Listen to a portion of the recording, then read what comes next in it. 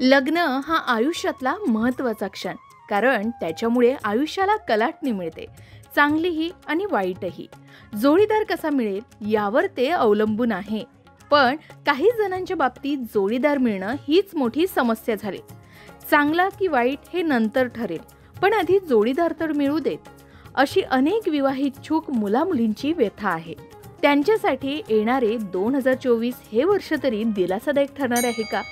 त्यांना सुद्धा येणाऱ्या 2024 या नवीन वर्षी मनासारखा जोडीदार मिळणार आहे का? कोणाचे चांगले दिवस येणार आहेत?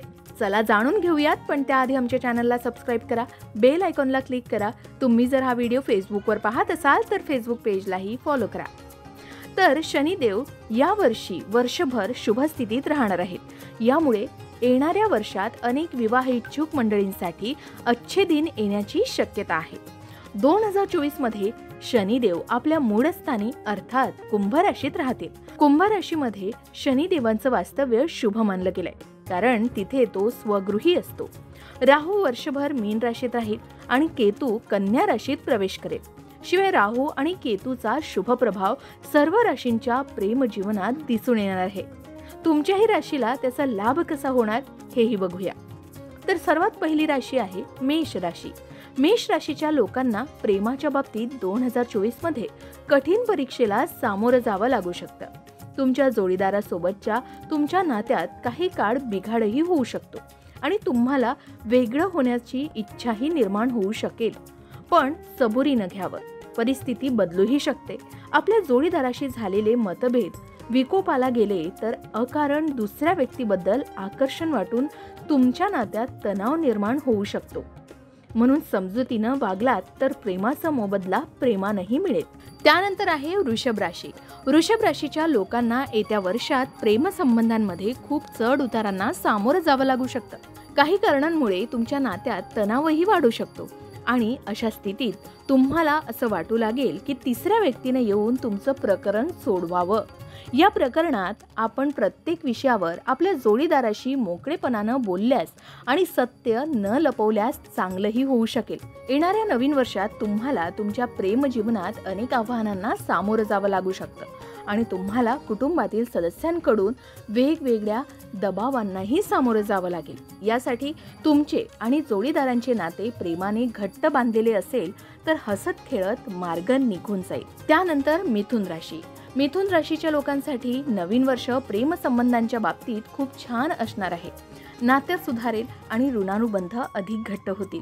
यासोबतच प्रेम आणि प्रामाणिकपणाही कायम राहील. ऑगस्ट ते सप्टेंबर हा काळ प्रेम संबंधांसाठी सर्वोत्तम मानला जाऊ शकतो. या काळात तुमच्या नात्यात प्रणय वाढेल. कुठेतरी प्रवासाची योजना असू शकेल.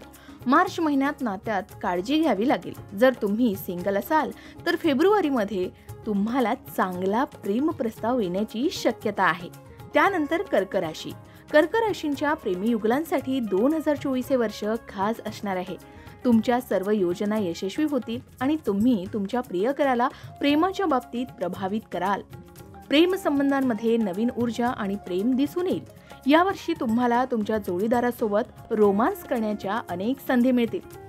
जुलैच्या मध्यात नात्यांमध्ये काही गैरसमज निर्माण होऊ शकतात आणि अशा परिस्थितीत एखाद्याच्या बोलण्यानं प्रभावित होण्याऐवजी शहाणपणानं वागणं आणि आपल्या मनाचं ऐकणं महत्त्वाचं आहे. तुम्हाला कोणी पसंत असेल तर घरच्यांशी बोलून त्यांच्या परवानगीनं नवीन नातं तुम्ही जोडू शकता. त्यानंतर आहे सिंह राशी. नवीन वर्षाची सुरुवात सिंह राशीच्या लोकांसाठी प्रेमाच्या बाबतीत थोडी आव्हानात्मक असू शकते. तुमच्या नोकरीतील बदलामुळे तुम्हाला तुमच्या जोडीदारापासून दूरही जावं लागू शकतं आणि त्यामुळे तुमच्या नात्यातील अंतरही वाढेल. अशा परिस्थितीत आपण शहाणपणानं वागावं आणि मोठ्या संयमानं आपलं नातं जतन करावं याची काळजी घेतली पाहिजे. तुमच्या जोडीदाराशी कोणत्याही प्रकारचे मतभेद होऊ नये यासाठी तुम्ही तुमच्या जोडीदाराशी सतत संपर्कात असलं पाहिजे.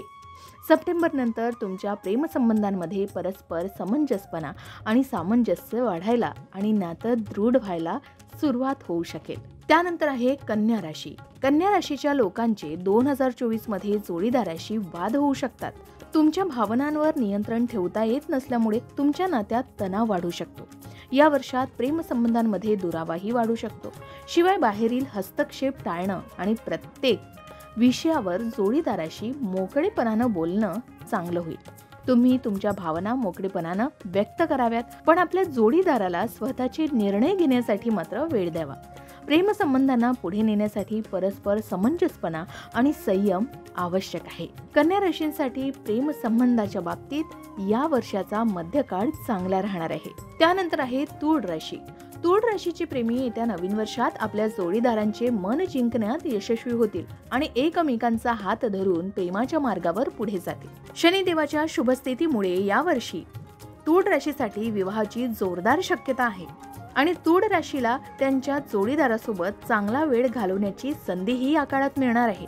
मात्र तुम्ही तुमच्या नातेसंबंधांना किती गांभीर्यानं घेत आहात या दृष्टीनेही हे वर्ष तुमची परीक्षा घेऊ शकतं. याचबरोबर ऑगस्ट आणि सप्टेंबर महिन्यात तुम्ही तुमच्या प्रेमजीवनातील एका चांगल्या टप्प्यातून जाल. शिवाय त्यानंतर तुमच्या जोडीदारासोबतचा तुमचा ताळमेळ कमीही होऊ शकतो. तुम्ही तुमच्या नात्याला थोडा वेळ द्यावा आणि तुमचे कोणतेही निर्णय तुमच्या जोडीदारावर लादू नका. यामुळे नक्कीच वैवाहिक जीवन सुरळीत चालायला मदत मिळेल. त्यानंतर आहे वृश्चिक राशी. वृश्चिक राशींच्या लोकांसाठी ग्रहांची स्थिती त्यांच्यासाठी प्रेमसंबंधांच्या बाबतीत हे वर्ष आनंदी करेल. तुमच्या सर्व इच्छा पूर्ण होतील आणि तुम्हाला तुमच्या जोडीदारासोबत हवं तसं जगण्याचं स्वातंत्र्य मिळेल. तुमचं प्रेम पूर्वीपेक्षा अधिक परिपक्व होईल आणि तुम्हाला तुमच्या मनाप्रमाणे जगण्याचं स्वातंत्र्यही मिळेल. येणाऱ्या नवीन वर्षी तुमची स्वप्नपूर्ती होईल. शिवाय तुमचे आणि तुमच्या जोडीदाराचे नाते पूर्वीपेक्षा अधिक घट्ट होईल. जर तुम्हाला तुमच्या प्रेमाचे लग्नात रूपांतर करायचे असेल तर हे वर्ष तुमच्या आयुष्यात आनंद घेऊन येणारं ठरेल. प्रेमविवाह करणाऱ्यांसाठी हे वर्ष खूपच शुभ असणार आहे. त्यानंतर आहे धनुराशी. धनुराशींसाठी नवीन वर्षाच्या सुरुवातीलाच मंगळ आणि सूर्यामुळे धनुराशीच्या लोकांच्या लव्ह लाईफमध्ये क्रोध वाढण्याची शक्यता आहे. इतर लोकांमुळे तुमच्या नात्यातील तणाव वाढू शकतो. प्रेमसंबंधांच्या बाबतीत फेब्रुवारीच्या अखेरीपासून ते मार्च अखेरपर्यंत हा काळ तुमच्यासाठी लाभदायक असेल. शनिदेवाच्या अशुभ दृष्टीमुळे तुमच्या प्रेमजीवनात अनेक अडथळे येऊ शकतात. शिवाय एप्रिल ते मे हा काळ तुमच्यासाठी खूप छान असणार आहे. तुम्ही तुमच्या जोडीदारासोबत रोमॅन्टिक मूडमध्ये असाल आणि तुमचं नातं खूप मजबूत होईल. शिवाय सप्टेंबरमध्ये आनंद पुन्हा येईल आणि तुम्ही तुमच्या जोडीदारासोबत कुठेतरी बाहेर जाण्याचा विचार करू शकाल. त्यानंतर आहे मकर राशी. नवीन वर्षाची सुरुवात मकर राशीच्या लोकांसाठी प्रेमसंबंधांच्या बाबतीत खास असेल. मार्च महिन्यात तुम्ही तुमच्या जोडीदारासोबत प्रवासाची योजना आखू शकाल आणि जे अविवाहित आहेत त्यांना त्यांच्या आवडीचा जोडीदारही मिळू शकेल. जुलै ते ऑगस्ट दरम्यान तुम्ही तुमच्या नात्यात थोडे सावध राहावे, कारण यामुळे जोडीदाराशी काही मुद्द्यावरून भांडणं होऊ शकतात. मे मध्ये गुरूंचं संक्रमण तुमच्या प्रेमसंबंधांमध्ये स्पष्टता आणेल. शिवाय नातं दृढ होईल. जोडीदारासोबत तुमचा समन्वय सुधारेल. त्यानंतर आहे कुंभ राशी. कुंभ राशीच्या लोकांसाठी येणारं वर्ष प्रेमसंबंधांच्या दृष्टीनं नाजूक असू शकतं. जर तुम्ही तुमच्या जोडीदारावर प्रेम करत असाल तर तुमच्या भावना त्यांच्यासमोर उघडपणे व्यक्त करा. असं केल्यानं तुमच्यातील जवळीक आणखीच वाढेल. येणाऱ्या वर्षात तिसऱ्या व्यक्तीमुळे तुमच्या जोडीदाराशी भांडणं होऊ शकतात. तुमच्या दोघांमधील अविश्वासाची भावना वाढू शकेल. फेब्रुवारी आणि मार्च नंतर बुध आणि शुक्राच्या प्रभावामुळे परिस्थिती सुधारेल आणि आपल्या जोडीदाराशी आपले नाते अधिक घट्ट होईल. मजबूत नात्याची पहिली अट म्हणजे निष्ठा. ती सांभाळावी.